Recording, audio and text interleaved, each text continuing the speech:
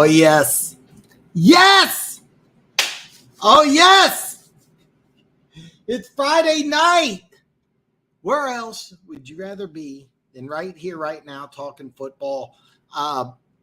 Man, what a fantastic Thursday night game. Baker Mayfield, wow.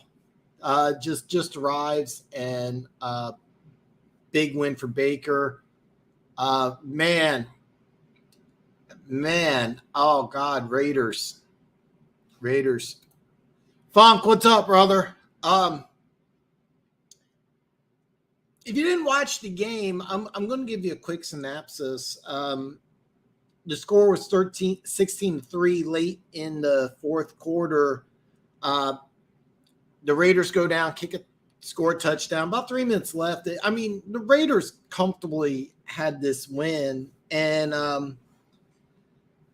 they get a 3-and-out and a very questionable call because it was about 4th and 1, 4th and 2, and they punted the ball, got a good roll, went down to the 2-yard line.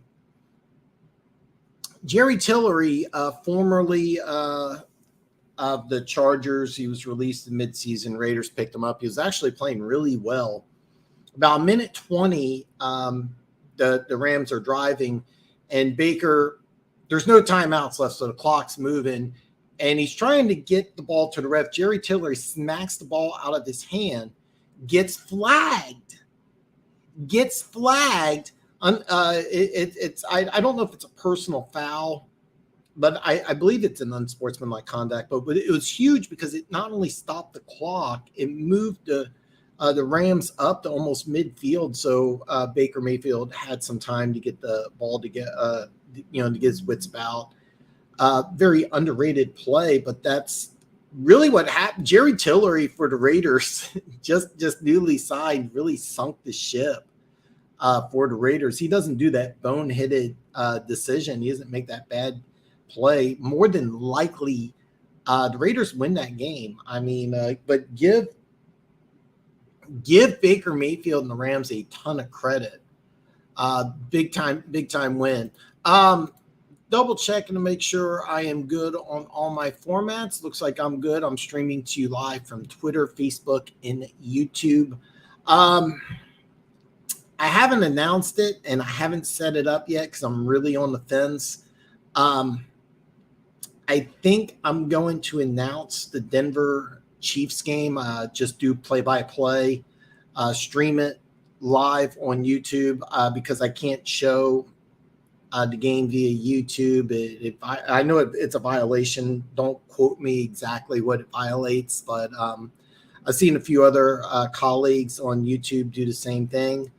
I'll be honest, I'm not super comfortable doing it, but I want to give it a shot. I know my football.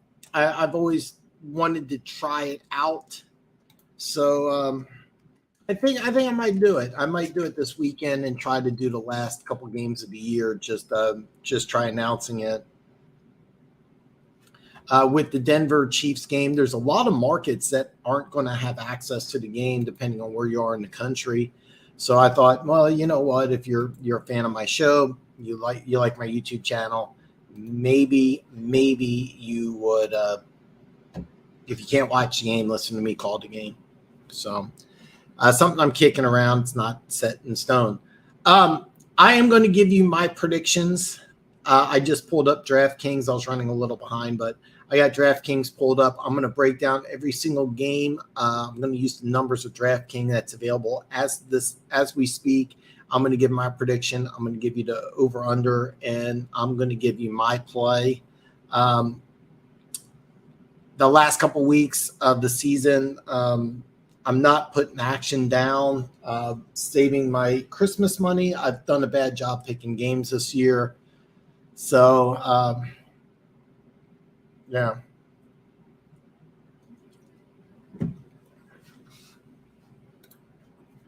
Funk asks, is it an early game? The answer is no, it's a 3:00 game. So you could watch, you're going to watch Minnesota, Detroit. Then you could come on YouTube and I can call the Denver Chiefs game for you, because if you want to watch that game, I'll be honest, I don't know which. There's only 3 games going on. More than likely, San Francisco, Tampa Bay is going to be the one that's in your area. Because you're technically in the Midwest, you may get Kansas City, Denver. I'm not really sure, but there's only 3 late games, and Kansas City's one of them. So I was thinking about just doing the call, just getting on YouTube, setting up the stream, and doing it. I've never done it before. I've been hesitant because usually I DVR the games. So a fun fact for Thursday night football, I actually watch the games Friday morning. It's the first thing I do when I wake up Friday is I just go and turn on the game. I hate Amazon Prime. I like to just go back and forth with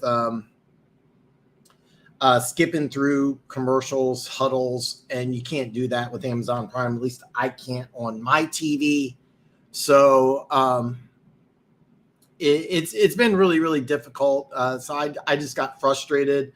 If I have a system, what I do is I wait about an hour after the game starts. That way I can skip through all commercials. I can skip through halftime. Can't do it with Amazon Prime. So I gave up, and I watched the game now on Friday. So Keys, welcome, brother. I put 1,000 down on Danny Showers making an appearance last Sunday. Lost my house. Rumor has it he was doing. I apologize. Last week and this week is very weird. I've been waking up early, which is very off for me. I was actually asleep when your show was on. I listened to bits and pieces of it. You had Big Chief Sean on, which was really awesome, and I love Big Chief Sean. But he was going to come on this show, I think about a month ago, and he wasn't feeling well. And he hit me up. You know how Big Chief Sean is. I'll just leave it at that. But he hit me up, and I was like, "Dude, we'll work it out." And I haven't had a chance. I haven't had a chance to have him back on, but I really want to have Big Chief Sean on. I've actually been networking with some other YouTube channels. One particular, it's a really small channel, had a mock draft that was amazing. And I want to have him on when I start doing draft shows. I would actually give him a shout out because I literally just found him this week, and real small channel. I think he just started. I don't know the specifics, but I followed him on Instagram, and I looked through his mock draft, and it was amazing. I've been going through mock drafts, and this guy's mock draft was phenomenal. I disagreed with some picks. Obviously, I always do. There's never been a mock draft in the history of the world that I've gone through 1 through 32 and said, "Oh, I agree with every single pick." Never been one. Even the ones I disagreed on, they've made some sense, and that's kind of why I reached out to him, and he did come back, and he said, "Hey, yeah, let's do something." I'm trying to get more people on the show, especially during. Right after the combine, right before the draft, I want to do a lot of stuff. Be honest, I have no idea if you do draft stuff or not, as much as we've talked football. So, all right, I ranted. I got my energy drink here. I am ranting. One Pride 40, what is up, my brother, man? Very glad you're here, brother. Haven't checked what games are here this weekend yet. Man, dude, I hope your daughter is better, man. That's terrible. That is really bad. I hope she's well soon. The flu is no joke. The flu is no joke. I am the biggest baby when I am sick. I can't imagine what a 9-year-old is. Surprisingly, the Rams pick is still at 4. Really? It's actually funny. The guy who had the mock draft, and I know you would hate this, but he had the Lions at 4 taking C.J. Stroud. And I know you would hate it. But Jalen Carter went 2 to the Bears. And that makes a lot of sense. So I know that you wouldn't like C.J. Stroud at 4, but to me it made a lot of sense. Really? Well, I may, to be honest, Keys, maybe me and you doing the show live on YouTube might not be a bad idea, but I didn't know that. That's actually really cool. YouTube TV is really good. I've been a big fan of YouTube TV. It's been pretty good for games, and so I've really enjoyed it so far this year. Denver Gator, Denver Gator. You're the one I should be asking about. Would you be interested in turning on YouTube and watching me call Denver and Kansas City? Because if you're in Florida, you're not going to be able to watch your Chiefs play Denver where you used to stay at. So, love the Denver Gator. Denver Gator, you got the over/under for Sunday. He's talking about the Chiefs game. Me and Keys actually went back and forth on Twitter. When I get to the Chiefs, I'm going to do all the noon games first when they come to Kansas City. If you don't mind, when I get to the Chiefs or close, if you I think I have your score prediction memorized. I may not, but if you don't mind, put it in the chat and comment on what you think Keys, because I think Keys has an excellent score prediction.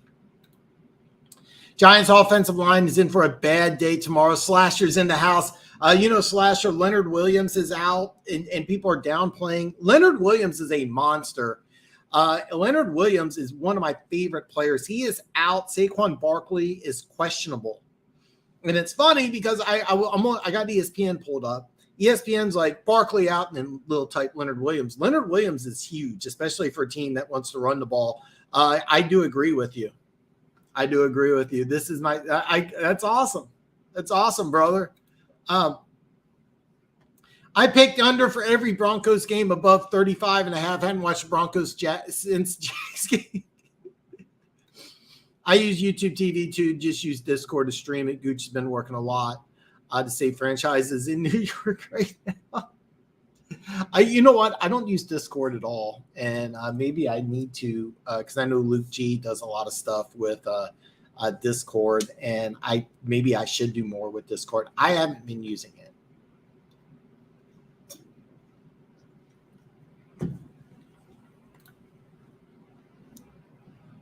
Looks like Detroit. Well, okay, so the people in Detroit won't have to tolerate watching me. I think you had 24-9, 23-9. That's yeah.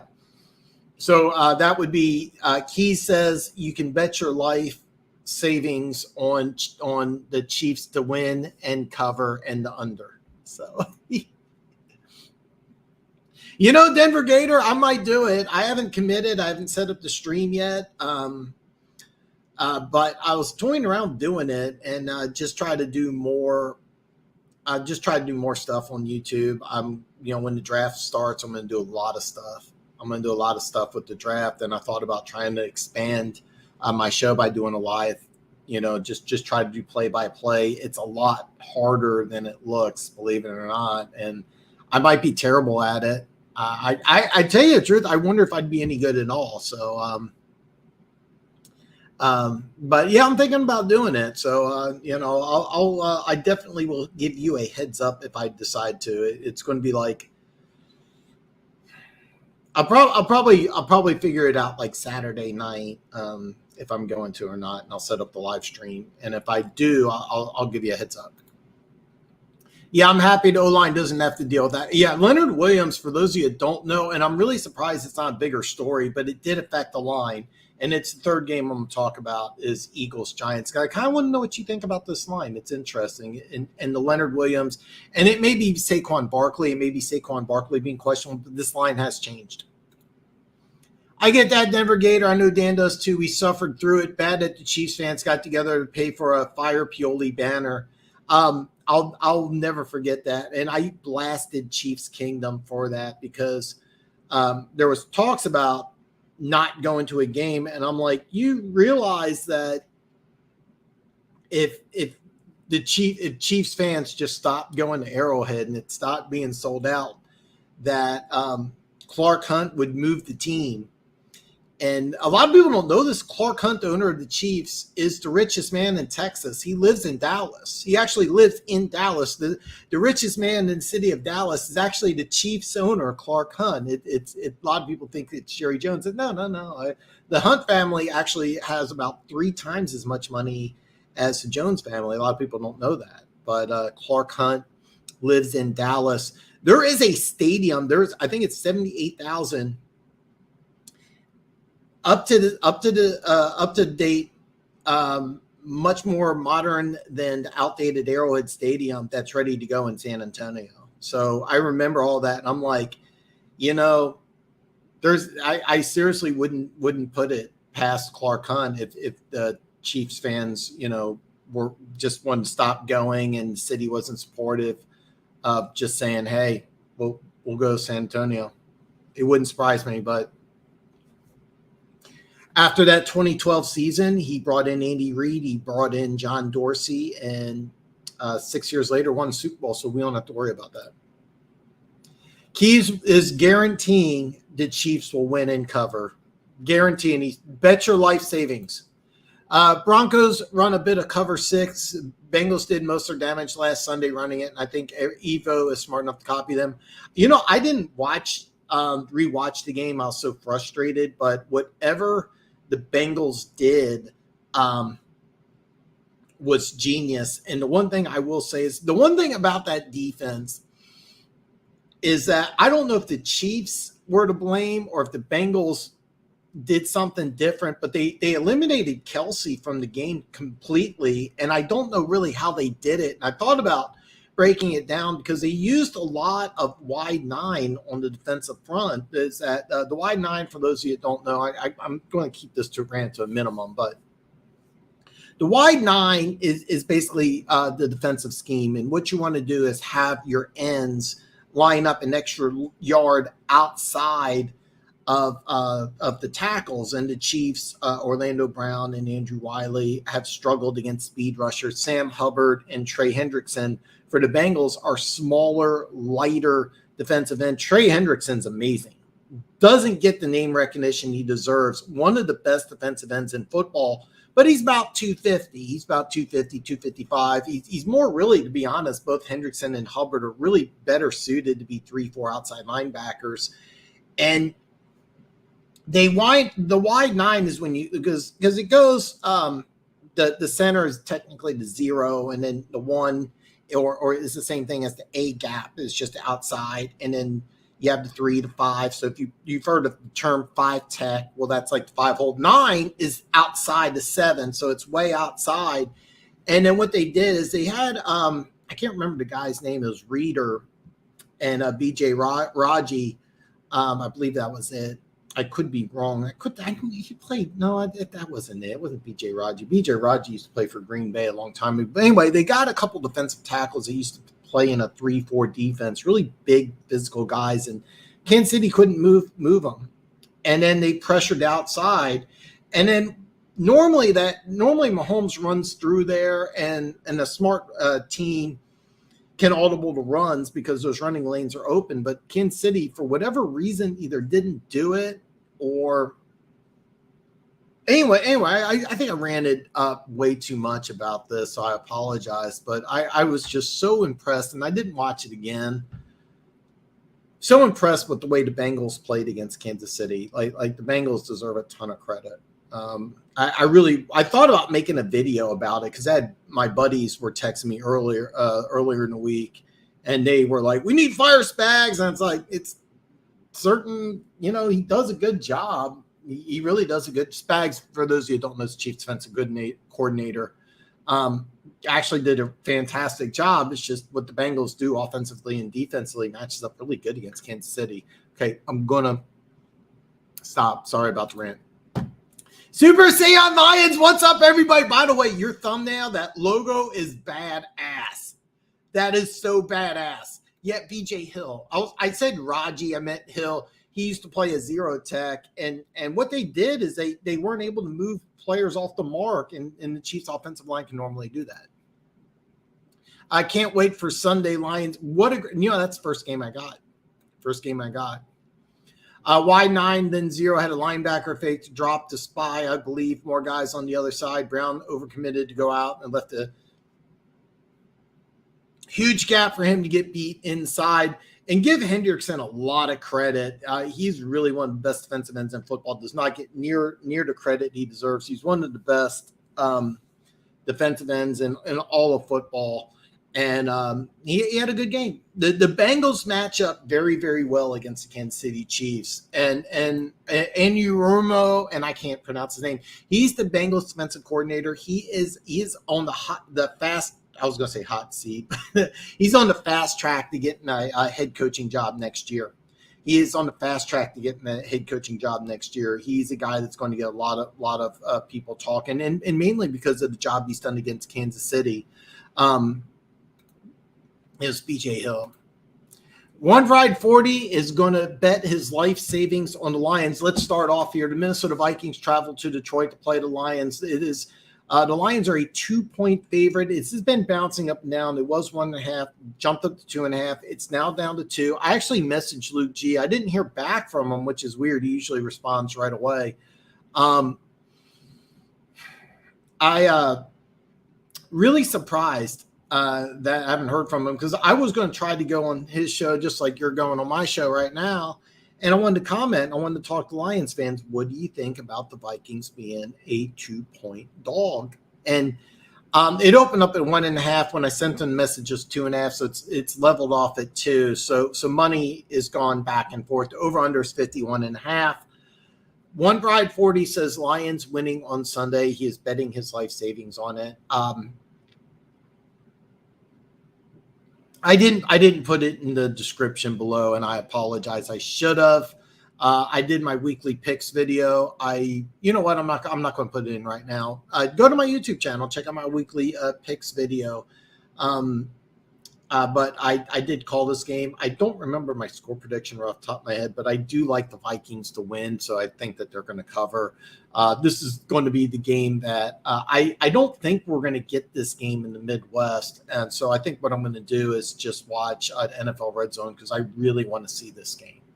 This is a good one. This is going to be a real good one. And the Vikings, by the way, the Vikings with a win clinch the NFC North. If they win just one more game, they win the NFC North. So big game this week. Big game this week. Denver Gator says Broncos defense was great, just can't stay off the field. Offense is putrid. Defense can only play so well. Offenses know they only have to score 20 points to win. It's funny because we said the same thing last year. Said the same exact thing last year. It's really a shame because the defense is really good. I mean, Denver's defense, and I think Randy Gregory's coming back. I don't know if he's going to play. I saw you probably saw Cody Rourke. He posted out on Twitter they was practicing, but yeah. Hell yeah. 20-17, stamp it. Just so you know, Super Saiyan Lions SSL. Pulling for your Lions. I like the Vikings, man. I really do. I just think that they're going to win. I'm not putting action on any games. This would be one I would bet on. I actually would bet on the Vikings. Is Jameson going to get any snaps added into my fantasy team a couple weeks ago? I know that he only got one target, and some of you Lions fans, by the way, Keys, I don't have your information, but by the way, you can hit me up on follow Keys on social media. If any of you guys have information, add Keys. It's certain people use certain social media. Keys uses a lot of Twitter. I think you sent me a link. I think you're on TikTok now. I still have yet to do TikTok. But add Keys to Twitter because me and Keys will talk on Twitter. If anybody has some information on Jameson for his fantasy football team. Now, Keys, it better be a paid league. This better not be a freebie league. You know, I don't care if it's $10, $20, $100. It's got to be money involved. You're picking the Vikings 35-14. RHA should get more snaps. Okay. DG, if any DC could make an offense cook this weekend, it would be Spags. Me and Keys. You know, it's funny because Keys and I don't know if you guys remember Boofa. I've been begging for him to come back. His wife hates me. That's what it is. His wife, who's awesome, by the way. She's super fantastic. He's been begging to fire Spags also. I like him. You know, the Chiefs play 6 rookies on defense, 3 start and 3 play on sub packages. I think he's done an excellent job, but there's a lot of Chiefs fans that want him fired. They said they plan on giving him bigger work. Doesn't mean he'll get a big target share, but they plan on using him at gunner on punts, and DC likes to throw on fake punts. That's you know what? Seriously, that's brilliant to use him as a gunner. I always like when teams do that. The Chiefs use Sky Moore returning punts. They should have just used him as a gunner instead. He is a gunner, but that's a way to get you acclimated to NFL speed. It's a completely – one thing about the college game to the pro game, people don't realize it's a different game. It's a completely different game. A lot of people don't realize that. And one of these days, I might make a video explaining how the NFL and college football is so different. It's not like college basketball to pro basketball or college baseball. College baseball, you use aluminum bats. It's a completely different game. The NFL is completely different than college. A lot of people don't realize what a massive difference it is. We are the reverse Broncos. That's kind of funny. I like the way your defense is playing, though. I like you know what? I didn't like the pick. I thought he was drafted too early, but your safety Joseph's really been impressive. Really been impressive. Chiefs D struggles with cover in the middle, getting a pressure and tackling. I don't think Russ likes to throw across the middle. No, he does not. Baker Mayfield for MVP. Book it. Rams going all the way. Sarden couldn't even type that. By the way, what seriously, I'm behind on comments already. I want to make sure I get all my comments, but I cannot emphasize what a great move this was by the Rams, and I think it's fantastic that Baker Mayfield had this moment, and it seriously, this may be a move where he just signs like a 1-year, $2 million deal to be a backup for the Rams, and then the Rams may want to consider, is he the guy going forward? This way you don't have to draft a quarterback in a couple of years to replace Stafford, who's on the back 9 right now. By the way, before I go any further, please give me a thumbs up when you come in. It means the world to me. And hit that. If you're new here, everybody looks like regulars, but if you're new here, please hit that subscribe button. It really helps me out. I finally got over 850. I am overjoyed. I can't tell you how happy I am. I wish I could do more.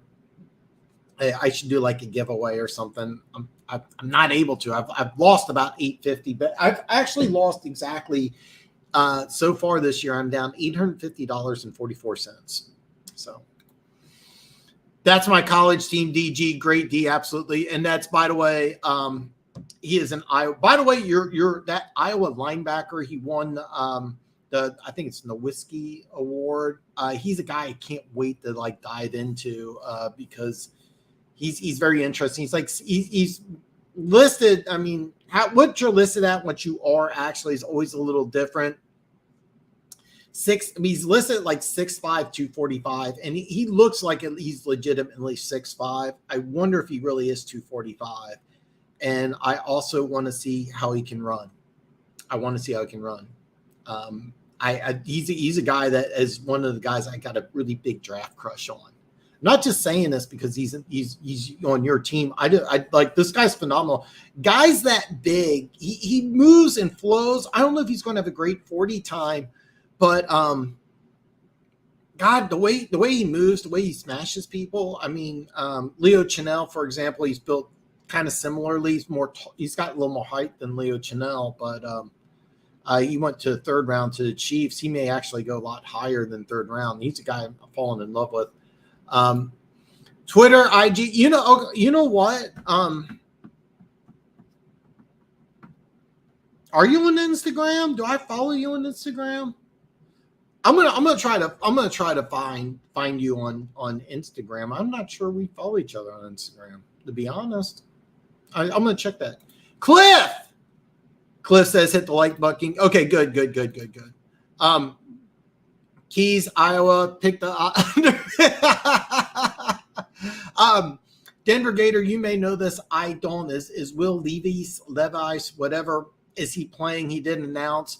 By the way, don't watch this. It's the all-time most disgusting thing. The video, Will Levis, whatever, the Kentucky quarterback, put this video. He announced he is going pro, and he puts mayonnaise in his coffee. I am not exaggerating. I watched it. I almost threw up. I mean, I think it was a joke because he like put gobs in it, and then like the camera flipped. Anyway, don't watch it. It's disgusting. Hopefully it's a scam, but that's how he announced it. He goes, and I put mayonnaise. He goes, I'm turning pro, and I put mayonnaise in my coffee. And I think he's a senior, so I don't know why he had to make that video. But how do you feel about the Lions using Jameson Williams on special teams? Dan? I think it's brilliant. Get him acclimated to NFL speed. He's got to learn. I'd rather him start playing on special teams.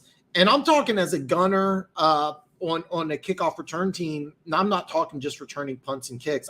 I'll be honest. I think he did that in Alabama. I'm drawing a blank right now. I should know this. I don't. I think it's brilliant. Get him acclimated. He hasn't played in he got injured in the championship game, I believe. It was championship game or the SEC. It was the SEC championship game. I don't remember which one. Get him acclimated to NFL speed. It's a different beast, and I think it's brilliant. I like Spags as a person. I like some scheme stuff and most play callings, but his teams in Kansas City have always been lacking good tackling. He's stubborn with the defensive line once D also plays soft. There's a lot of people that agree with you, Keith. A lot of people that agree with you. I'm a big Spags fan personally, and the era that we're in is that if you give a quarterback like Patrick Mahomes, for example, $500 million, you have to subtract from other places. You got so many rookies playing on this defense. I've never really had a problem with that. I think NFL tackling as a whole is atrocious. You see all 32 teams, nobody wraps up. I don't know why. The way he plays, I don't have too much of a problem with it. I mean, I know Cincinnati really took advantage of it. But I don't have too much of a problem with it. But a lot of people agree with you. A lot of people agree with you. It's frustrating that my college team plays excellent D. I do understand. I do understand. I really, really do.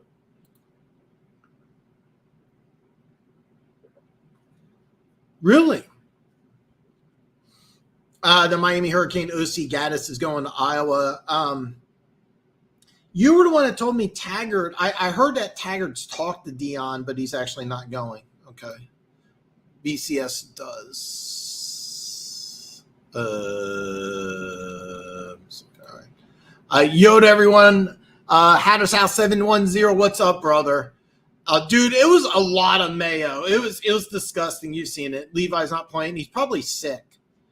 Dude, seriously, it was gobs of it. It was disgusting. As somebody, I drink about 5 to 6 to maybe 8 cups of coffee a day. Unfortunately, I'm not exaggerating. I love my coffee.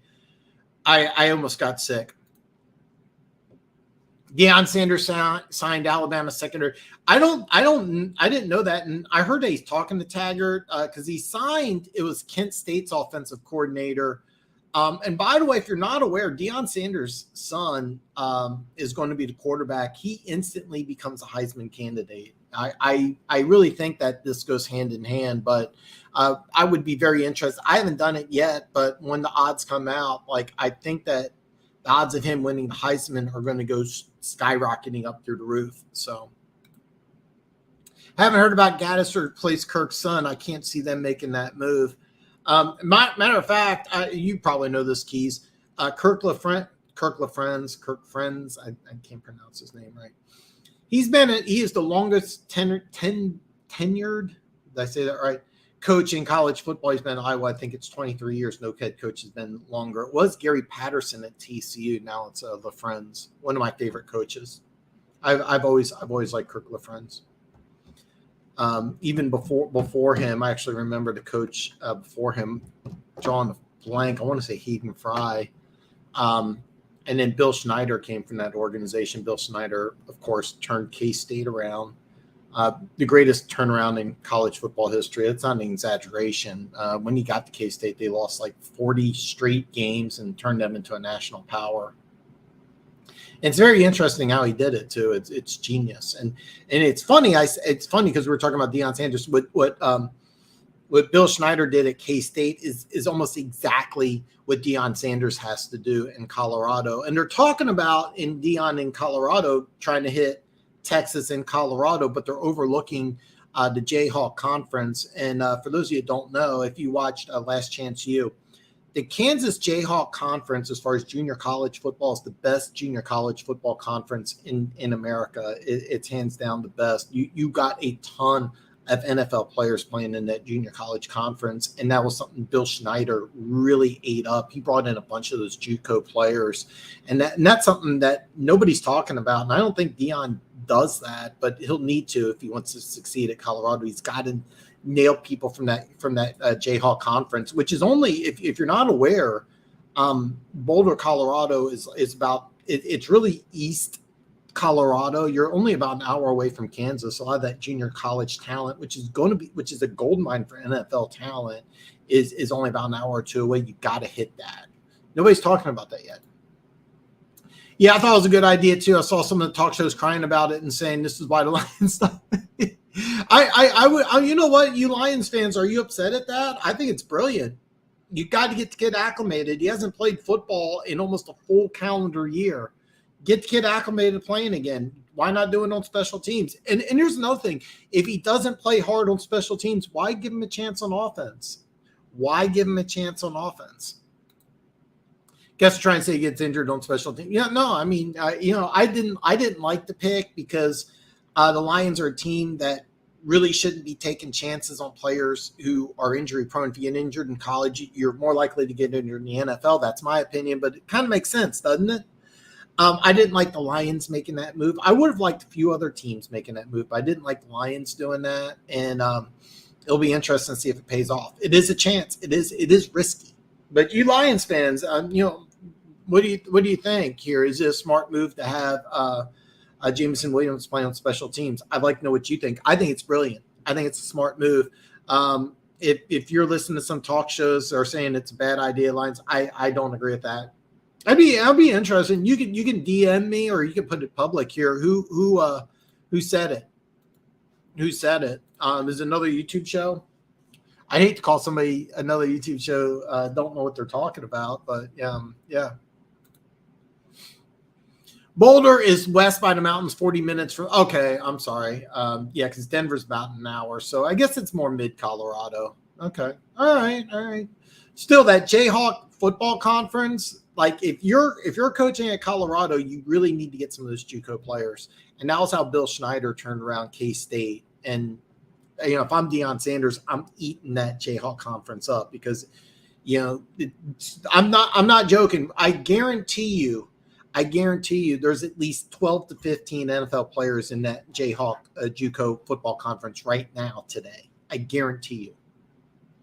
All right, let's go. Let's move forward here. New York Jets travel to Buffalo. Buffalo is now a massive 10-point favorite. Over under is 43. For those of you that don't know, Von Miller is out for the year. I don't think it's as big of a loss for the regular season. I think it hurts the playoffs. The Jets, people really like the Mike White story. I don't really think he's the answer. I'll be honest. Those of you who don't remember, the Jets actually beat Buffalo earlier in the season. So this is a big win. All Chiefs fans want the Jets to win. I didn't have a chance to double check the weather. I think the weather is going to be cold, but it shouldn't be an issue. 43 is a low number, especially for a team like the Bills that can score lots of points. I like the Bills to win. I don't like them to cover 10. I would take the Jets to cover 10. I think this might be a surprise. This might be a closer game than a lot of people think. I think this game may surprise people. And I'll be honest, I love the way the Jets are playing defense right now. I love the way the Jets are playing defense. Mike White is not the answer long term, but I do like what he's doing. So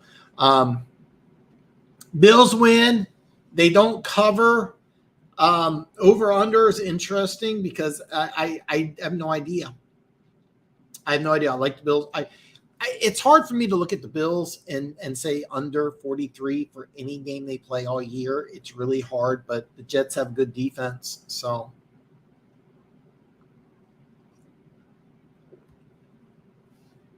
Next up, Slashers Eagles travel to New York, the Meadowlands. This has been jumping up. It's now, the Giants are now a 7.5 point home dog. The over under is 45. The weather is not going to be an issue. With Leonard Williams out, Saquon Barkley questionable, and he's been ineffective the last couple of weeks.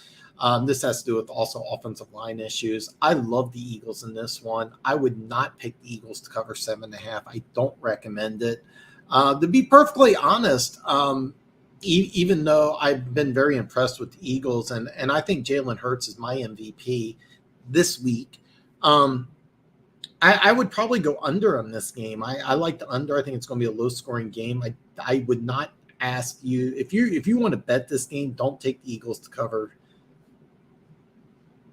7.5. For those of you who do advanced sports betting, if you're familiar with the teaser, there's one guy we message each other on a different channel, and he actually is picking the Lions money line, but he's teasing the Vikings, and I'm like, that's brilliant.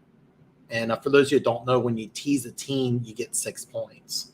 That's kind of advanced sports betting. Most of you really don't care about that, but interesting betting strategy. I personally have only done it a handful of times. There's something called a two-way teaser. You bet 2 teams, you get 6 points either way for both teams, but both of them have to hit for you to win. And it's very rare that I do that. But this would be a game that I would definitely tease if you're into that. The inside scoop with Jay. I don't have a lot of respect for Jay Glazer. I mean, let me rephrase. I respect that he's come up. I respect the fact that he's a big name, and it's awesome what he's done. But I mean, I've heard some stories about him just being an A+ jerk, and I've heard it many times from people I've met him live.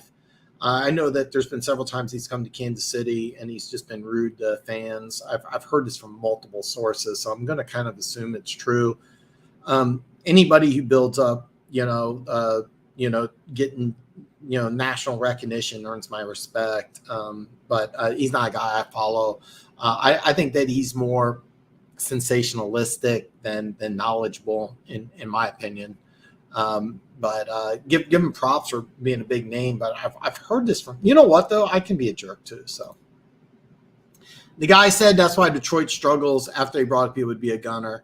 Yeah, I would disagree with that completely. And I've been very impressed with what the Lions did. I thought that when they were, 1-7, 1-6? Was that right? 1-6. At 1-6, I said that they might want to look at cleaning house, and I thought they should. And then they proved me wrong. So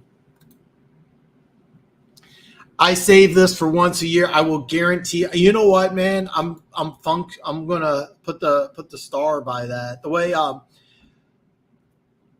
Streamyard works, I can star comments and go back to them. Hatter's House 710, man. I'm pulling for you, man. Pulling for you. He was a gunner in college. Actually, made some nice tackles. Plus, in Detroit, Jack Fox throws a nice pass for the kicker. I'm glad. Funk, I'm glad you're here. I'm glad you put that in here, because here's something that national media doesn't realize that local fans know, and this is why I do the channel. I want to know this inside information.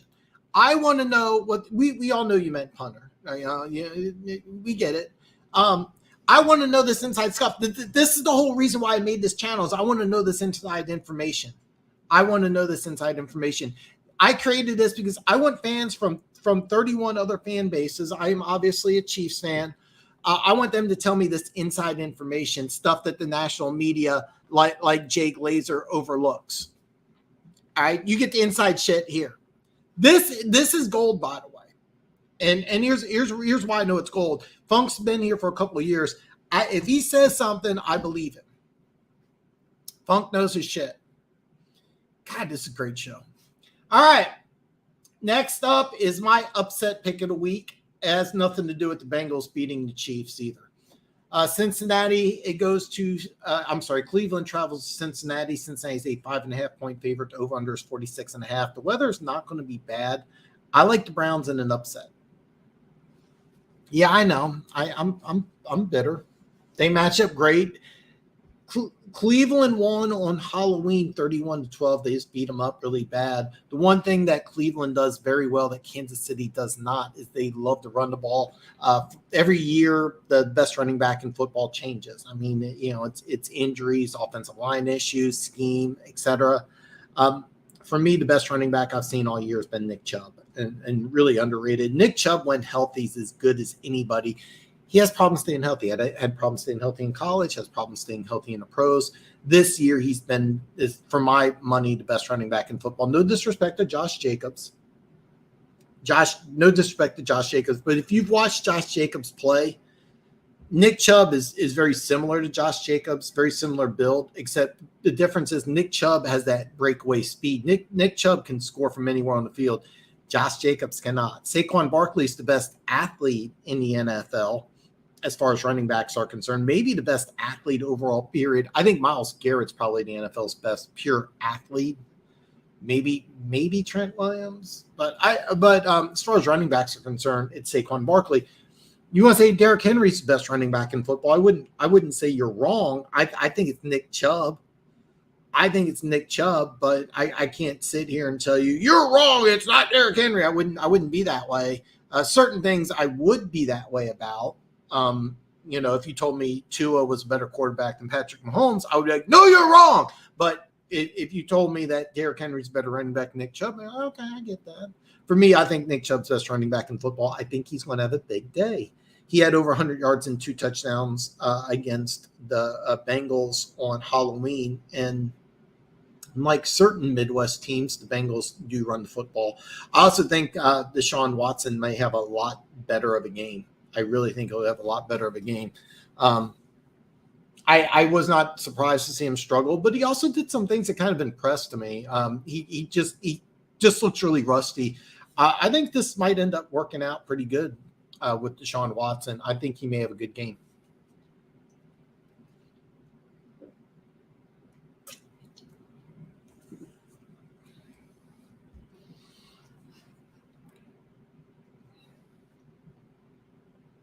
Next up, the Houston Texans travel to Dallas. The over-under is 44. Dallas is a 17-point favorite. I'm going to be honest with you. I'm not betting. I'm not betting Christmas a few weeks away. I got presents actually right behind me. I would bet on Houston to cover. I really would. They're going back to a Davis Mills. They've never gone away from them.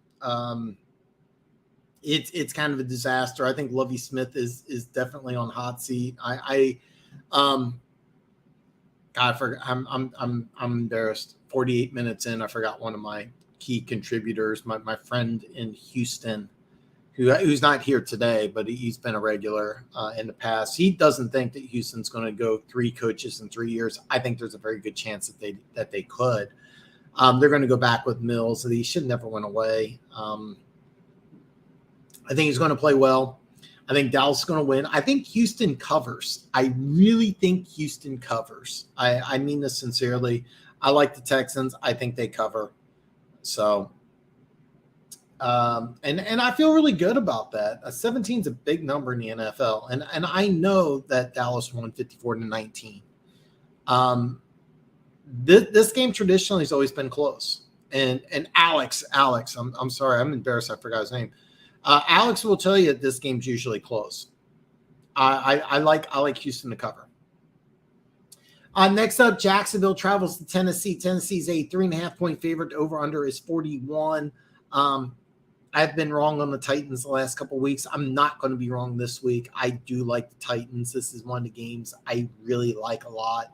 I would not bet on them to win over 3.5, and do never bet the Titans for an over. But I like the Titans to win this game. I like them to win outright. I would not take 3.5. If you can get 3 or less, you may want to take this one. A lot of people like Jacksonville. I get that. But I think the one thing about Tennessee, and if you watch my video, I say this exact same thing. Tennessee has not lost to a team with a losing record all year. Their 5 losses all been with teams with a winning record. Jacksonville's 4-8. So, did you go over the Detroit game yet? I just got here, James. Yes, I did. I'm going to reveal to you. You know what, James? You've been with me for a long time. I love my Lions fans. You guys are fantastic. I cannot thank the Lions fans enough, and I'm going to say that because I like Minnesota. The Lions are a 2-point favorite, over under 51.5, and I do like Minnesota. I think they win this game. I think that they should be favored, to be perfectly honest. I said the same thing Tuesday. I'm going to stand by it. This is going to be a fun game. I'm pulling for you Lions fans, and I love you guys. I mean, you guys are amazing. I get a lot of love from you guys. I get a lot of love when I went on Luke G's show. I was going to try to get on Luke G's show and just ask how Lions fans feel about being favored this week. And because it's really rare for Vegas and the public to be behind the Lions this much. And Vikings are 10-2. So I'm still really surprised about that. So, yeah. You've been with me for a while. Yeah, and I can't thank you enough. I still have the same email address. I actually don't know if we've messaged each other on social media. All my social media links are below. Follow me on whichever one you use. If you don't, you can always email me. You know that you can email me. You email me anytime you want. Lions only favorite because they are. But the line opened up at 1.5, jumped up to 2.5, and steady at 2. So there's been some back action, but if this was in Minnesota would probably be a 1-1. All right, I'm not going to rant too much about NFL point spreads, but the way it usually works, and it's a general rule of thumb, and a lot of people feel like it's changed. It used to be home field was 3. A lot of people feel like it's now 2.5. All right, a lot of people feel it's 2.5. Usually, the way it works is that the home team gets an additional 3 points. So, for example, the Lions game, they are 2-point favorites. So, an additional 3 points, which in Minnesota would be 1, a 1-point favorite on neutral ground, and that they would be a 4-point favorite at home. I really think that because action is heavy on the Lions, that if this game was in Minnesota today, this week, I really think that it would be more like a 2-point line. I know it's going to sound crazy because 3 + 3 = 6, so it should be a 6-point line. I really think because of the way the public is, I really think that this line would be Minnesota -2. I think on even ground, I think people are viewing this as an equal game. And I know it sounds a little crazy, but that's just kind of my opinion. I think that the general public and people I respect, not just Lions fans, are really liking the Lions this week. And seriously, the Vikings have problems on defense. The Lions offense is really good. The fan base, the public, Ford Field's going to be electric. It's going to be electric. And is this a game that Minnesota just, doesn't, kind of like, we got it. And it's going to be interesting. Yeah, man, you can message me anytime. Great question, James. I have a betting question. Jameson Williams is +410 to score a touchdown. What does +410 mean? 41% at scoring a TD? No. Okay, I'm going to break this down for you. Great question. I am so glad to answer this. If you didn't answer this, by the way, anybody has a question like this, you DM me up till Saturday night. I shut off my phone Sunday, so I won't be able to answer questions Sunday, but you can always DM me. +410 means that the standard sports bet is $100. So +410 means that if you wager $100, you're going to win 410. So basically a little over 4-to-1 odds. So basically, if you make this bet, Jameson Williams is a 4-to-1, almost 4-to-1, because 4-to-10 is actually more. Exactly 4 would be 400. So you're a little over 4-to-1 favorite. Now, +410 you don't have to make a $100 wager.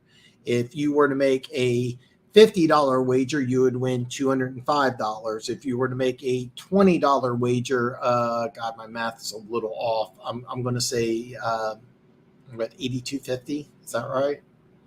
There, I actually have on my computer. I actually have a betting calculator, and if you want to, I can send you the link. But any sports book, like whether you use DraftKings or Barstool, if you put in the number that you want to bet, it will show you. But basically, plus 410 means if you bet $100 on Jameson Williams score a touchdown, you will win 410. So basically, it's over 4-1 odds. So, yeah.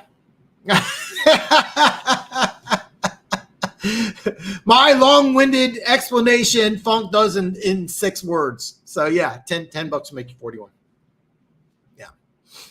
And by the way, more than likely, this doesn't mean receiving. So, punt return, kick return, if he's being used that way, end around, which is definitely possible, picks up fumble, score, whatever he scores. I'll be honest, this is not a bad bet. This is not a bad bet, to be honest, plus 410. Do not bet like your life savings. If you have a small bankroll, I wouldn't even use this, but let's say you have $1,000 that you're betting on a weekend, which is a lot more than what I usually do. But let's say you have $1,000. I would say a maximum of 50.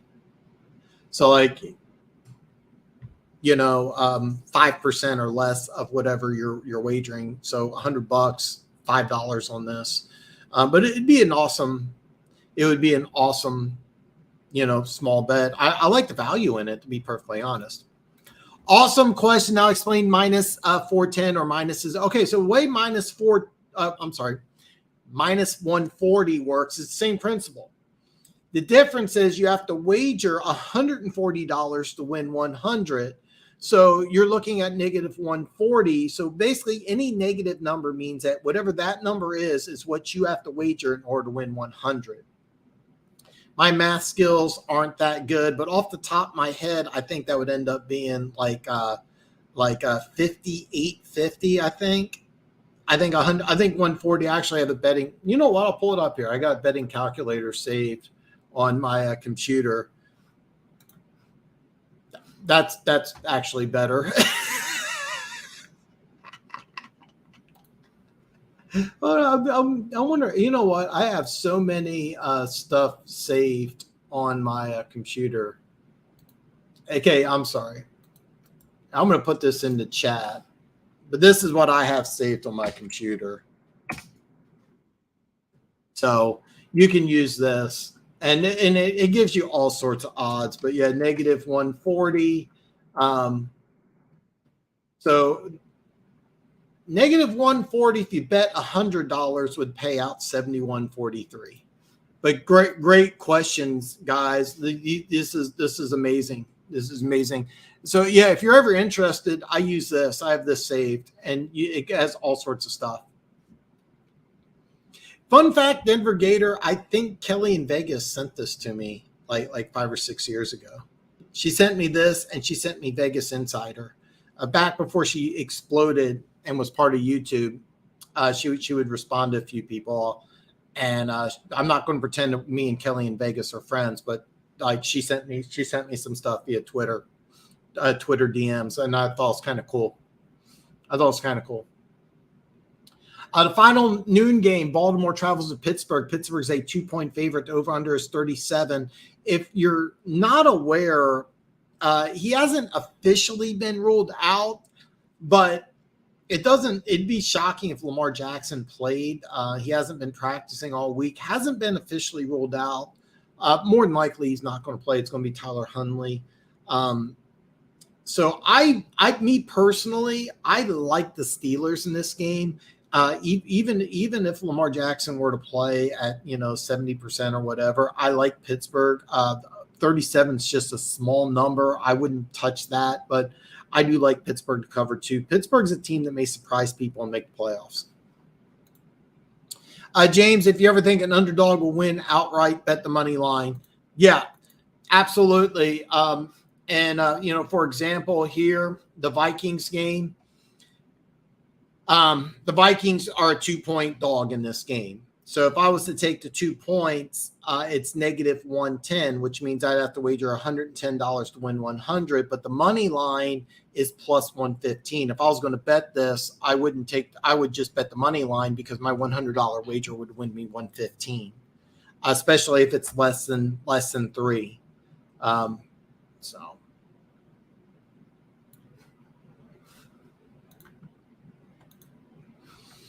Next up, the first game. And again, I might do this live. Denver Gator, I'll send you a message. I've been toying around doing this for a couple weeks. I keep it kind of an odd schedule, so it's up in the air of what I'm doing, what I'm not doing. But I think I might try to give it a go to call a game live. I've never tried it before. But Kansas City travels to Denver to play the Broncos. The over-under is 44. Broncos are an 8.5-point home dog. I didn't save Key's comments. Keys, if you're still there, I believe he said 24-9. He said he'd guarantee if he's going to bet his life. No, actually he didn't. But he likes the Chiefs to cover. He likes the under. I actually like the over in this game. Patrick Mahomes has had some really good days. I actually DM'd Keys with the exact numbers, but I believe it's 30. 44 and 28 has been Mahomes' last 3 games in Denver. So I actually really like the over in this game. The Chiefs have scored a lot of points, and I think it's now called Invesco Field. But I think Kansas City's really – I really think that their defense isn't really going to throttle Kansas City's offense down. And I shouldn't say that because Denver's, divisional rival and any given Sunday, but I like the Chiefs. I would never bet a team to cover 8.5. I don't do that, but I do like the Chiefs. I would bet the Chiefs to cover, and I would bet the over. Keys would probably bet the Chiefs to cover 8.5, but he would go under. To be honest, I think Keys has a smart logic to why he would bet the under. Just because I disagree with him doesn't mean that I think he's wrong. I don't know if that makes sense or not, but I really like the Chiefs in this game, and I like the over. If you take the under, I wouldn't blame you. I actually don't think that's a bad bet, but the last 3 times Mahomes and Kansas City's gone to Denver, they put up some points. They haven't had a problem against this defense. At Arrowhead, the games have actually been closer, believe it or not. I think the reason the line moved in favor of the Lions is because the Vikings have had a few people come down with an illness while the Lions are getting healthy. That's a lot of it. That is a lot of it. The Vikings are not going to this game 100%, while the Lions are getting healthy at the right time. So I do like that logic, but again, I'm gonna stand by it. I really like it. Maybe I'm mistaken. I thought the Lions opened at 2.5. Cliff, when I first looked at it, it was 1.5. And it may have opened at 2.5 or 3. This week, normally I don't do this, but I'm not associated with Wager Talk. But Wager Talk has on Monday, they have an opening line report. Usually every Monday I listen to it, and they go over the lines and they go or with what the line will do either way. This Monday I missed it. I normally check it out. Also, I've been watching a lot of betting shows on VSiN, which I just found out that I get through YouTube. And I DVR those shows. I didn't have a chance to watch too much of it. So you may be right. When I first looked at it, through DraftKings, and this is only with DraftKings, it opened up when I first looked at it, which was I believe it was Monday. It was sometime Monday. When I first looked at it, it was 1.5, and then jumped to 2.5. So you may be right. You're right, Willie Taggart. Yeah. He's still talking to him, and that's a big signing, by the way. Willie Taggart, for those of you who don't know, he was the head coach at Oregon, left the Oregon job to go to Florida State. It didn't pan out, but he's a guy that is one of the best offensive minds. Now, keep in mind, Deion Sanders did sign the Kent State offensive coordinator, and he's been doing a fantastic job. And I think that Deion Sanders' son is going to be a Heisman. When I say Heisman candidate, he's going to be a legitimate Heisman candidate. So, but Willie Taggart, if he goes to Colorado, that's going to be a big deal. And for those of you who don't know, I'm not trying to spoil this. I'm not trying to shit on Colorado. I love Colorado. This is a stepping stone. All right, this is a stepping stone. Deion's not going to be there for the next 10 years. All right, more than likely he's going to be there from anywhere between, more than likely, just 3 to 5 years, and then he's going to get either an SEC job, one of the premier ACC jobs. And when I say premier, there's really only 2. I mean three really. I'm sorry. I mean, when I say ACC, there's really only 3 premier jobs in the ACC. No disrespect to Virginia Tech or Virginia or anybody else, but really it's Clemson, Florida State, Miami, and Deion's either going to the SEC or he's going to take over one of those jobs. The only other job I could maybe see UCLA. Chip Kelly has done an excellent job there, but I'm not. Chip Kelly's been a guy who's always kind of bounced around, and I don't know if he just wants to stay at UCLA. That would I'd be perfectly honest. I was surprised that Deion wanted to take Colorado. The 3 positions he was looking at was Cincinnati. Their coach, the Cincinnati coach, took the Wisconsin job, which I was really surprised about because I actually thought he was going to just stay there in Cincinnati. He was doing such a good job recruiting. Almost the whole team was Ohio recruits, which is really weird. But for those of you who don't know, Ohio has a really strong high school program, nothing like Texas, but it's one of the better high school recruiting, one of the better high school football programs in the country. And almost everybody on that Cincinnati team was from Ohio. It was a crazy high ratio. I want to say it was something like 90%. And so I was really surprised he took the Wisconsin job.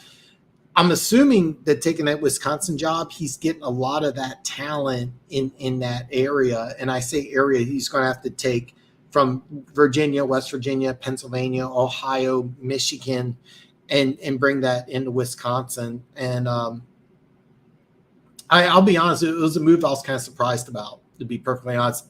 I did hear Jim Leonard, who's the interim head coach, he's the defensive coordinator. He's going to go back to being a defensive coordinator, which is really interesting. So I apologize for my college football rant. I just found that very surprising. Go Bruins! UCLA is going after the Clemson QB and his little brother, Chip Kelly, saying. So for those of you that don't know, I cannot pronounce his name. DJ Uganali. He's from California. He is not going to start the bowl game. They got I think like the number 1 or number 2 quarterback in the country. He's going to start, and then he's going to transfer. I didn't know his little brother is going to UCLA. So the choices were USC or UCLA. And if he is going to UCLA, it'll be interesting because I don't know how he fits in the Chip Kelly offense, but it'll be very interesting. His little brother's an excellent recruit. I think he also plays quarterback. I could be wrong. You have to let me know. But you think Chip Kelly is staying? I'm not sure. I think Denver Gator has a good point. I think he may leave next year when they go to the Big Ten. It wouldn't surprise me if he does. I've been following UCLA, though. They've been quietly getting some really good players, but they're not getting the 4 or 5-star players that he was getting at Oregon, but he's getting a lot of really solid 3, 4-star players, and he's also getting good transfers at Charbonnet. I'm probably butchering the name. They got him from Michigan. He was a Michigan running back. He was playing lights out. And that running back they got, or I'm sorry, not the running back, the quarterback they got, I'm drawing a blank on his name. He was only a 3-star recruit, but they've been nailing a lot of solid 3, 4-star recruits. A lot of people don't realize that when you're trying to build up a program, what he's doing, you really need to nail 2 and 3 star players as a foundation. Then you want to, once you get established a little bit, once you start playing on TV, then you can attract those 4 and 5 star players. That was the name. I cannot pronounce that to save my life. I actually think he should have entered the draft, to be perfectly honest, because there's enough of him in the NFL that he could go second or third round. I think he only hurts his draft stock here, to be perfectly honest. If he lights it up with Chip Kelly at UCLA, then I'll eat my words. But I agree with you, Funk. His little brother's a defensive end. Okay. Yeah. Well, when you have that type of an offense, and their offense is very explosive, you're going to suffer defensively. But I think he's done an excellent job. But I'm with Denver Gator. Once they go to the Big Ten, it wouldn't surprise me if he wants to bounce and take another job. I don't know how appealing the UCLA job is if you're one of the top 10, 15 coaches in college football. And honestly, Chip Kelly is one of the best 10, 15 coaches in college football. There might be another position that's better. But UCLA's, I've always thought UCLA's a good spot, but it's always been one that people have. It's been a long time since I've seen a coach just stay at UCLA for like 10 to 15 years, like Pete Carroll did. Usually if you're really highly sought after, you usually parlay that into a different job. And I kind of think that's what Chip Kelly's going to do. But I don't know. I don't know. I have no, I'll be honest with you, Hatter's House. I don't know what his contract looks like. I have no idea. If they're paying him like 10 to 12 million a year, he may want to stay. But traditionally UCLA's had a hard time keeping those like really elite coaches. And Chip Kelly is one of the top 10, 15 coaches in college football. So next up, Tampa Bay travels to San Francisco to play the Niners. San Francisco is a 3.5 point favorite. Over under 37. This is another game that I would bet on because I like Tampa Bay to win this game. I think Tampa Bay is going to win this game. I saw this. I just call them you. That's actually good. I like Tampa Bay to win this game. I saw some crazy stat where if you have the number one defense in the National Football League, Tom Brady's throughout his whole career is like undefeated against you, which is really weird. But I like Tampa Bay to win this game, and I like them because Brock Purdy, a third string quarterback, when he came in, I think Shanahan did enough to just make him comfortable. Brock Purdy's a guy I really liked at Iowa State. I misspoke. I really liked him at Iowa State. I thought he was solid, but I really like Tampa Bay here. I think Tampa Bay's defense is going to do a really good job. I think it's going to be very frustrating for San Francisco. To be honest with you, this game I think could have 17-13 written all over it, but I would not bet on under 37 on this one, but I think it's going to be a low scoring. I think it's going to be an ugly game, but I like Tampa Bay in this one. I think their defense does enough to really cause this problem. So I got 37. I'm using DraftKings, and so I'm seeing 37. But yeah, the line is really low. I couldn't take the under, but I think this is going to be a low-scoring, ugly game. I think Tampa Bay's defense really steps up this week, and I think this could be an ugly game. But Brady, I think can get it done. I mean, I like Tampa Bay to win this game, to be perfectly honest with you, but. Again, I'm not betting this week, but I like Tampa Bay to win this one outright. So it's I got Tampa Bay in an upset, and I got Cleveland in an upset. Next up, I got Carolina traveling to Seattle. Seattle is a 4-point favorite. Over under is 44.5, and I love Seattle here. I think Seattle covering 4 might actually be a smart move. I think Seattle's is really making a push to make the playoffs. Apparently, the quarterback's going to be P.J. Walker, and then backing him up will be Sam Darnold. That was the whole reason behind Baker Mayfield leaving, is that he was going to be a third-string quarterback, and he just asked for their release. Carolina, and by the way, I think Steve Wilkes has done an excellent job. I thought he got kind of a bad deal when he was fired after one season in Arizona. I get why they did it, but I thought he got kind of a bad deal. I think he's done a good job. He's going to be interviewed. Steve Wilkes is going to be interviewed. But I don't see him really being a serious candidate. But if you want a defensive coordinator, he's one of the best. And I think he's done an A-plus job with the Panthers. But I do like Seattle to win. Probably cover 4. I think that's safe. They're at home. I mentioned this in my picks video. Carolina's 0-5 this year on the road. Steelers and Miami to win and cover 3, maybe 3.5. Let me see here. Steelers are a 2-point favorite. And, okay, Miami's the next one. Okay. Steelers are 2. And the next game, I'm going to talk right now. So hold on here. Matayo UL is a 6'5", 265 5-star. Wow. I didn't know this. I'm glad. This is the reason why I do this show, is because I want to know these things. I didn't know he was a 5-star defensive end.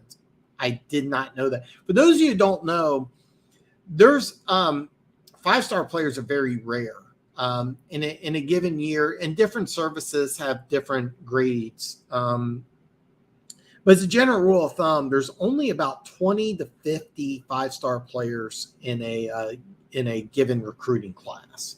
A lot of times, the best player in the whole class, the guy who's the number 1 player overall, will obviously be a 5-star, but another service will have him as a 4-star. Was it 24/7, 247 Sports is pretty good. That's one I kind of use. The Draft Network occasionally does some high school recruiting. Street and Smith used to be a great service, but usually if you're a 5-star player, it was a crazy stat I saw a couple of years ago. It's like 90% of 5-star players go in the first 3 rounds of the NFL. It's a crazy high number. And his brother, by the way, was a 5-star recruit. His brother, a lot of people said, was the number 1 player. But it's kind of funny because different services say different things. Like, for example, the Manning's nephew, Arch Manning, a lot of people think he's the number 1 player. Another service has him as the number 2 quarterback, not even as the number 1 quarterback, but the number 2 quarterback. Where one service I have him as number 1 player overall. So it's always hit and miss, but in a given year, there's only 20 to 50 5-star players. And if you're a 5-star player, it's almost a lock that you're going to play in the NFL. And if that's true, then UCLA just hit a home run.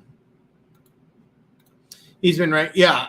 He's if you're a 5-star player, more than likely you're always a top 25. Some years there's only 15 to 25-star players. Other years there's 40 to 50. But I think it's very rare that you have over 50 5-star players. I don't know the exact number, but I do pay attention to these rankings. And usually if you do have a top 10 recruiting class, it doesn't always translate into wins, but you usually see the talent. Because I've seen a lot of teams have top 10 classes end up, going 7-5, 5-7, but then they have a lot of players go get drafted, and a lot of people are like, how did this team do it? Well, they had a top 10 class, and usually the schools that have the top 10, 25 recruiting classes, those guys usually translate to the NFL. The people that do these rankings, by the way, A-plus job, because usually if you're a 5-star player, it's almost a lock. Like, 4 years from now, this guy will probably be a 1st-round pick. So, next up, Miami is traveling to LA to play the Chargers. The Chargers are a 3.5-point home dog. The over/under is 53. Denver Gator likes Miami to win and cover, maybe 3.5. And I know why. For those of you that don't know, the difference between 3 and 3.5 is huge. The 0.5 is nicknamed the hook, and there's been a lot of bettors that have been nailed by the hook on the good and the bad. I hate betting a 3.5, but I get what Denver Gator is saying. He's the same way. Me and Denver Gator have talked about this before, but 3.5 is a number you always want to be extra cautious of. Usually, if I like a team in 3, I won't take 3.5, believe it or not. I do like Miami, though. I love the over, even though 53 is a big number. Both the Chargers and Dolphins have been struggling defensively. I expect a shootout. I think it's going to be a fun game. I do like Miami here. I don't like taking 3.5, but I do agree with Denver. For those of you who don't know, follow Denver Gator on Twitter. Me and him were doing picks videos, and we weren't able to the last couple of weeks. And that's on me. And then so I don't want to get into details, but we stopped doing that. I'm doing just picks, and the last 2 picks videos have really blown up. I've gotten some traction, a lot of new subscribers. That's why if you're new, you're joining the show. It looks like it's a bunch of regulars here, but if you're new, do give me a thumbs up and make sure you hit the subscribe button. But Denver Gator likes 3.5. His picks this year has been amazing. He's been picking consistently around 60% against the spread. And that's an amazing number. Me, I don't know exactly what I'm picking. I would probably say around 15. I have been terrible, but certain games I bet more than others. But I'm down 850, over 850 for the year. So listen to Denver Gator. He likes Miami at 3.5. That's a pretty safe, pretty good move. So I do like it, but Denver Gator says you want to, go with Denver Gator. Don't go with my picks this year. I've been terrible.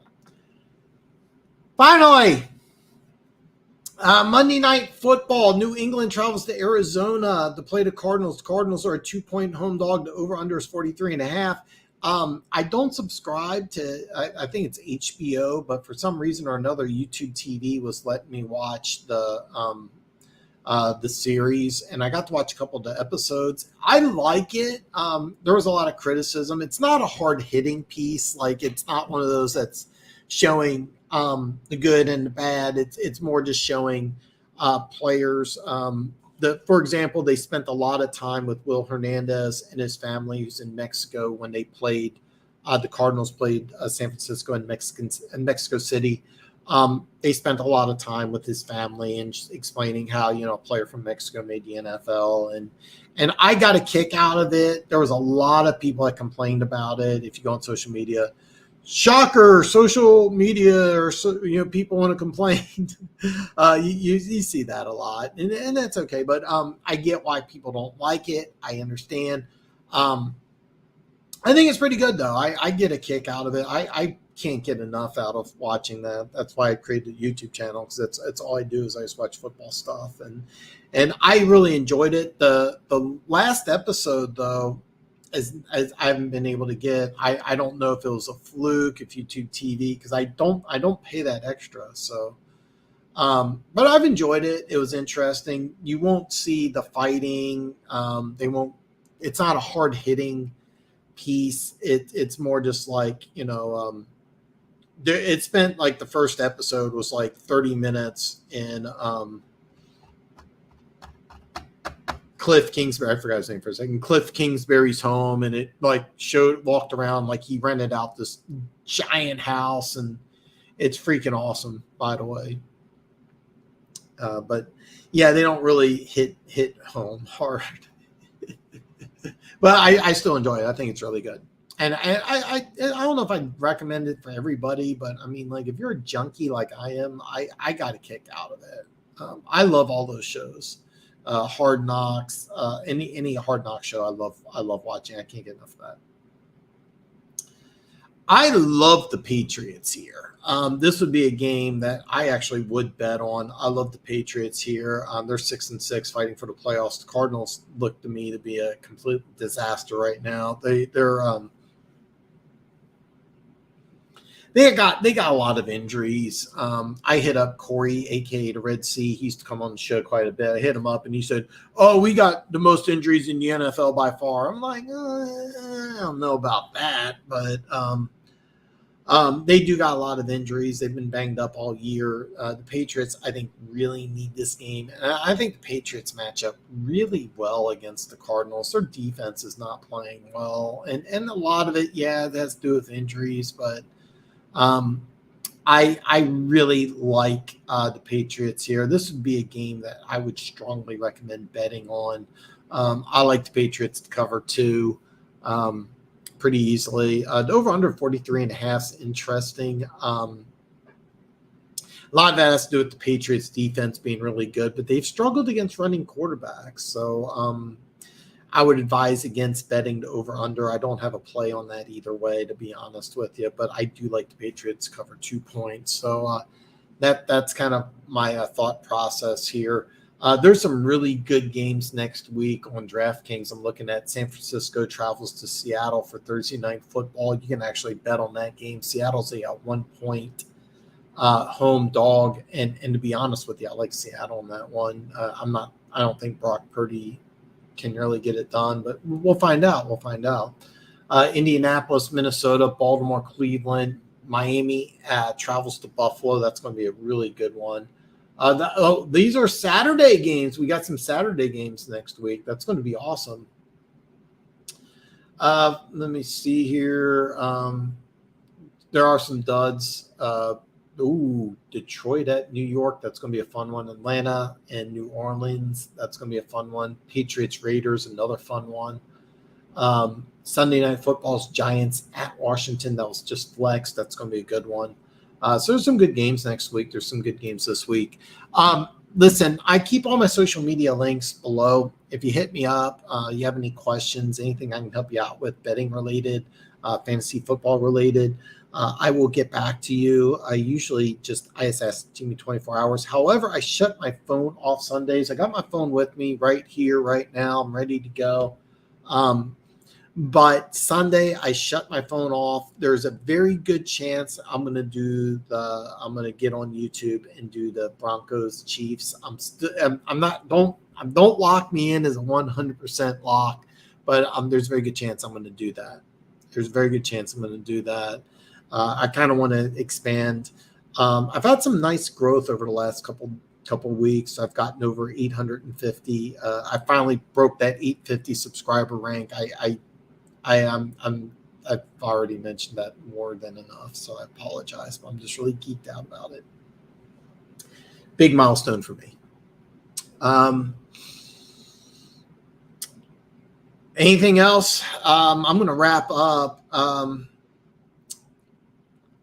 I was going to do some fantasy football talk, but I didn't really get a lot of questions. I also didn't have a chance to go through and kind of I didn't have a chance this week to go through fantasy football. I was going to do some fantasy football stuff, but I didn't have a chance to really go through. But if you do have any questions, anything I can do to help you win your league, message me. Again, Sunday I won't, but Saturday I will. If you can message me back midnight, 1 a.m., something around there. The Heisman Trophy ceremony is tomorrow. I didn't even talk about that. I'm going to end on the Heisman Trophy. Caleb Williams should win by a very large margin. He's going to be a very interesting prospect for next year's draft. He's a sophomore, so barring injury, it wouldn't surprise me if in 2024 he's the number 1 pick in the draft. The other quarterbacks that are in, it's Max Duggan, who no NFL scouts like, and I don't get why. I'm kind of surprised he's not rising up the draft boards because I like the kid. He's a tough kid. He's a big kid. He can run. The arm's not bad. Nobody has him going in the first couple of rounds. This is a guy that I really think the NFL scouts should take a harder look at because he's very, very impressive. Stetson Bennett, nothing against the kid. I don't think he should have been invited personally. I think that there's several other players that deserved an invite more than him. Bjorn Robinson, the Texas running back, I think should have got the nod instead. Bryce Young, why he wasn't invited back, I don't get. I'm trying to think here. It was Max Duggan, Caleb Williams. I'm gonna go to ESPN because I'm drawing a complete blank on the other ones. It's Max Williams, Max Duggan, Caleb Williams. I don't. I know Stetson Bennett, and I'm drawing a blank on the other one. Drawing a complete blank. I apologize. I should have had this memorized. I should have had this ready before the show starts. So I apologize.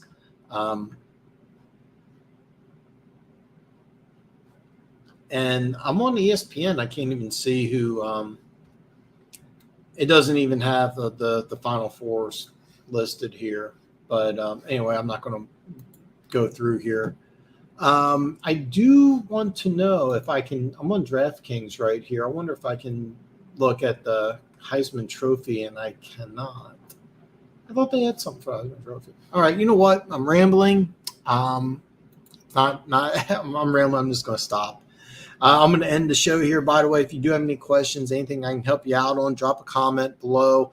I always check out my YouTube comments. Usually I respond within 24 hours. I do it several times a day.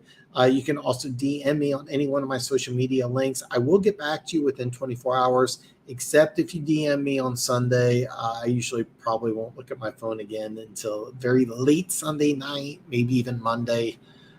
It's up in the air, but if you DM me on any of my social media during the week, I will get back to you. And if you need any help with sports betting, fantasy football, just want to hit me up and say hi. I'm here. I want to talk football with every single one of you. Thank you, everyone who's joined. Thank you for subscribing to the channel. Do like the channel or do like the show. Do share. And if you're new here, do hit that subscribe button. I'll be back Tuesday. Look forward to seeing everybody back on Tuesday.